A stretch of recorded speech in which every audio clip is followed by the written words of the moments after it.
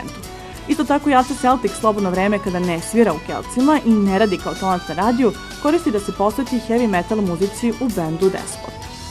Ne mogu da kažem da je to bend još uvek. To je prosto jedan projekat gde ja zadovoljavam neku svoju drugu stranu ličnosti koja je opet ponikla zaista iz heavy metala i to je sad ono što ja recimo sa Keltima nikad ne bih mogao da uradim, dakle da te neke teme o kojima pišem, pevam i pričam u Despotu prosto ne bi mogle da prođu kroz Kelte, a s druge strane i muzički to je neka sasvim druga priča.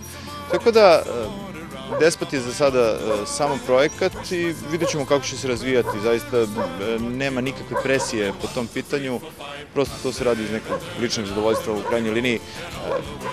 To je možda nastavak nekog dečačkog sna od pre 20 i kusur godina kada je Despot postojao, odnosno osnovan.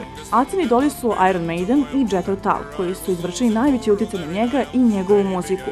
Međutim, došlo je vreme kada je i on nekome idol. Jedna od naših, uslovno rečeno, fanova, ajde da upotrebim tu reč, jeli? S obzirom da Vesna jeste naš fan, zaista iz Banja Luke, je došla u Beograd i našla se sa Grujom, izašli su na piće, ispričali se tako dalje. Ona je prosto u jednom trenutku rekla, da li si ti svestan da se ja sad osjećam kao obožavatelj Erika Claptona koji sa njim otišao na večeru. I naravno Grujče već kakav je, kaže, ma daj, kaže, ne, stvarno. I onda smo malo diskutovali o tome, jeli, u stvari to je verovatno zaista prirodan sled događaja. Što god mogu da učinim da taj neko, pa da mu bude lepo od toga što mi je upoznao ili tako dalje, prosto da mu bude malo sadržajnije to neko vreme pre ili posle koncerta ili nevezano za koncert, ja ću stvarno vrlo rado svakome poklonim po neki minut, naravno, što ne znači da sad treba preterivati, ali mislim da svako ima pravo na svojih 5 sekundi, 10 sekundi, autogram ili tako dalje. Videli ste iz svega ovoga da kada bi se pisala knjiga o ortodoks Kelcima i Aci Celticu, bilo bi višak materijala. Ali hajde da vidimo kako bi se ta knjiga zvala. Odlično pitanje, ovo mi se dopada. Možda bi bolje bilo da tako nešto u vidu naslova daju moja mama ili moja supruga, s obzirom da pretpostavljam da žene uvek bolje znaju svoje sinove i muževe nego oni sami sebe. Tako da to ćemo ostaviti njima, ali da se ja pitam, znaš, bili su popularni oni filmovi 3 boje plavo, 3 boje belo i tako dalje, ovdje bi moglo da bude sve boje zeleno. Da, sve boje zeleno. Međutim, fascinantno je da je Aca neko ko ne puni stranice naših tabloida, jer vodi jedan sasvim normalan život.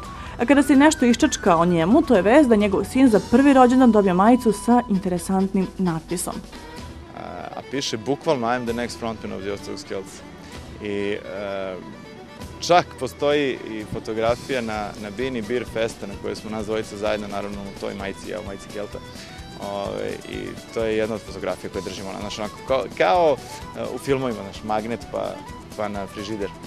I to je jedna od scena koje su apsolutno nezaboravne. Sad, da li će ili neće biti, to sve zavisi od njega. Pa da voli muziku i trenutno je u fazi koja se zove, ako sam ja sve boje zeleno, on je svi bendovi su Iron Maiden.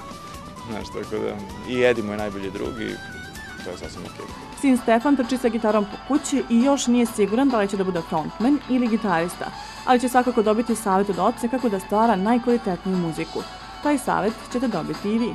Prvo i osnovno što ja uporno pokušavam da klincima na neki način približim. Najgore što može da se desi je kad pitaš klinca zašto radiš to što radiš, je da ti odgovori pa hoću da budem poznat. Jer on apsolutno nema pojma u stvari zašto to radi, njemu je stalo da se slika i tako dalje. Znači, nemojte da se bavite muzikom da bi bili poznati i nemojte se bavite muzikom da bi bili slavni, nego radite to zbog sebe. To je jedina stvar koja može da posluži da se neko osjeća bolje i da prosto da se te neke pozitivne stvari prenesu kroz muziku. Sve ovo ostalo je, ajde nećemo koristiti taj izraz.